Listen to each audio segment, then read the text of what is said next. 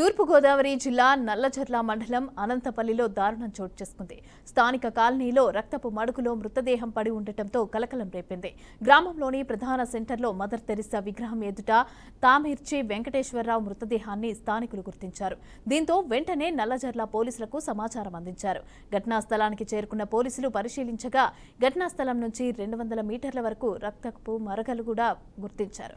దీంతో దీనిని హత్యగా భావిస్తున్నారు. అయితే ఈ వ్యవహారం పైన బంధువుల ఫిర్యాదు మేరకు అనుమానాస్పదంగా మృతి చెందినట్టుగా కేసు నమోదు చేసిన నల్లజర్ల పోలీసులు పలు కోణాల్లో కూడా దర్యాప్తు మొదలుపెట్టారు. ఇక తొందరలోనే ఈ కేసుకు సంబంధించి మరింత సమాచారం కూడా తెలియజేస్తామని నల్లజర్ల సిఐ దుర్గాప్రసాద్ తెలిపారు.